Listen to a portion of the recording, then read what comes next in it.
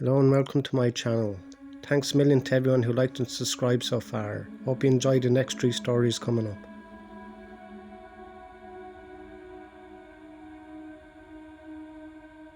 I was about 7 years old and my brother was about 10. It was well past our bedtime when our mom woke us up off the couch to put us up to bed.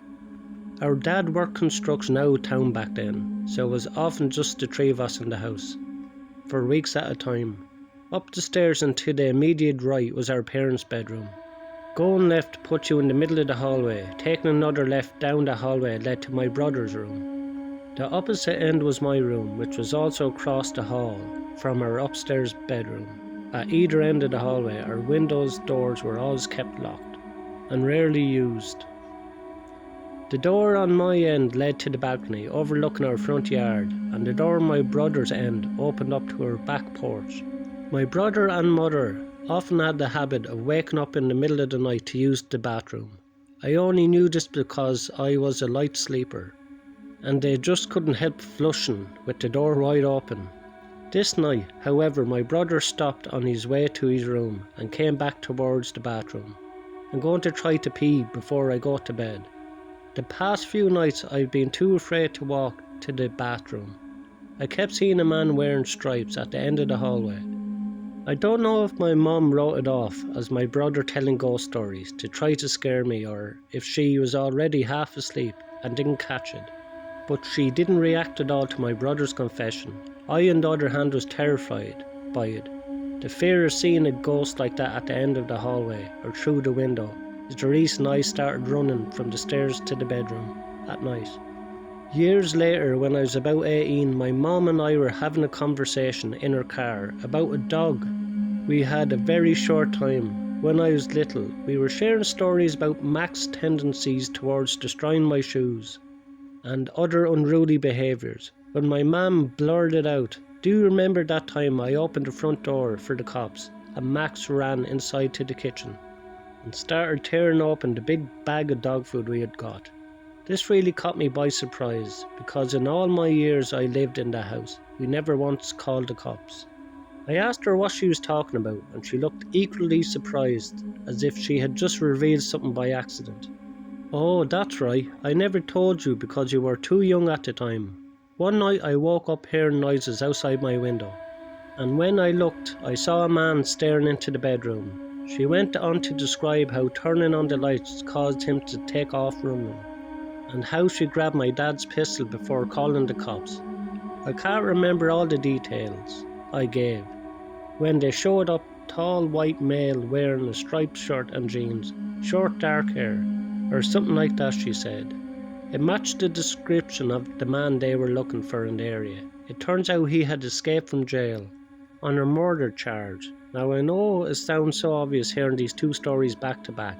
It wasn't until a few years ago in my mid-20s that I pieced together that my brother had unknowingly warned us about a murderer who spent multiple nights casing our home.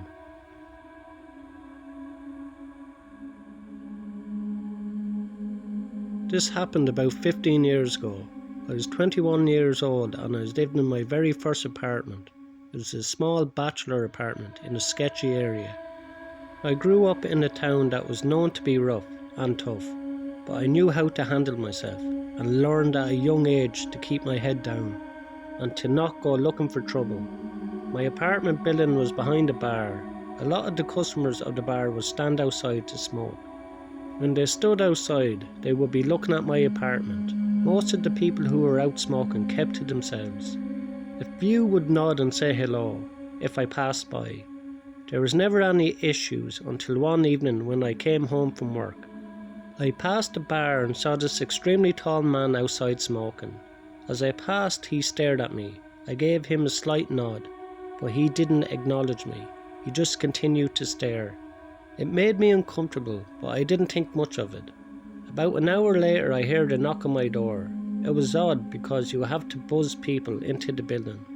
The building only had 8 units and I didn't really know any of the neighbours.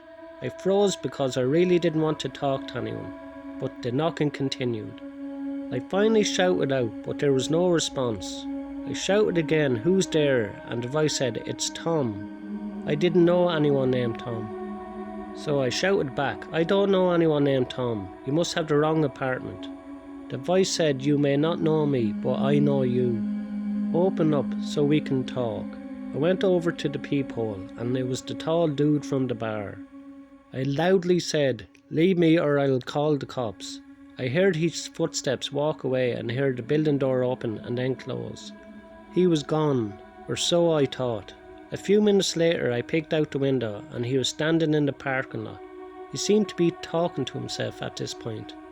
I was freaking out and called my landlord, who lived in the building next to me. He told me to call the police and that in the meantime him and his brother would come back and check on things. I called the police and told them what was going on. They said they'd send a car, and in the meanwhile my landlord and his brother made their way to the parking lot. I watched out my window and saw them approach the guy. They took one look at them and bolted. My landlord and his brother tried to chase him, but he got away. About 5 minutes later, the police arrived. I gave them my version of events and also a description of the man. The officer stared at me and said, we've had reports of a man matching that description, who has been sexually assaulting women. Thank God you didn't open the door. A few days later I got a call from the officer. He told me part of their investigation was talking to the owner of the bar. The owner called the police when the guy reappeared after a few days, and the police responded and arrested the man.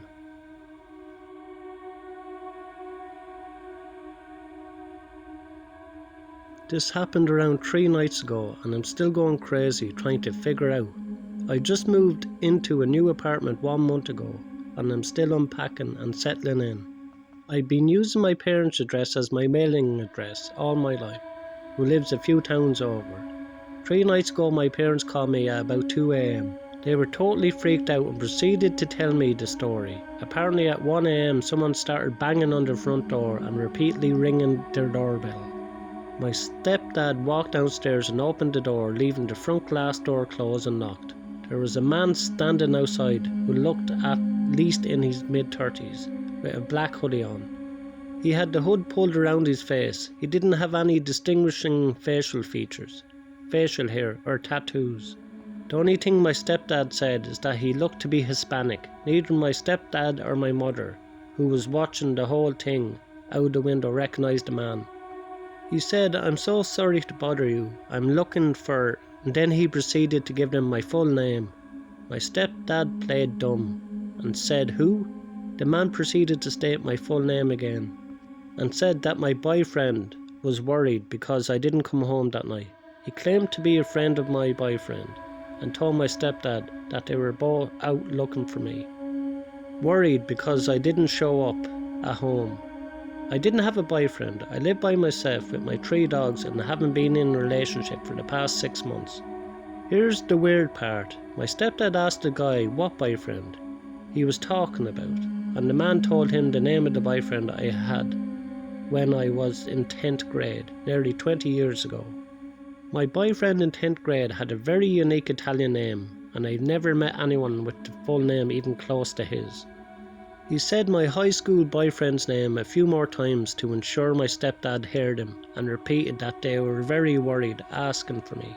He was asking my stepdad if he was sure I wasn't inside. At this point my stepdad was weirded out. So they closed and locked the door in his face. The man did not leave. He lingered in front of my parents' house for the next 10 minutes, smoking cigarettes and talking on his phone. Finally my parents called the cops. About 5 minutes before the cops arrived, a man walked down to the dead end of the block and drove away in a silver car. My stepdad was unable to get the license plate. My parents filed a police report and nothing else happened after that. I heard the story. I was going nuts over the weird details. How would someone know who I dated nearly 20 years ago? And what would be the motive to be making up a story that included the weird details about my past? I have not had contact with my 10th grade boyfriend in over a decade. Yesterday I decided to message him on Facebook to see if he had any insight. I told him the whole story and he was just as confused as I was and claimed I had no part in it.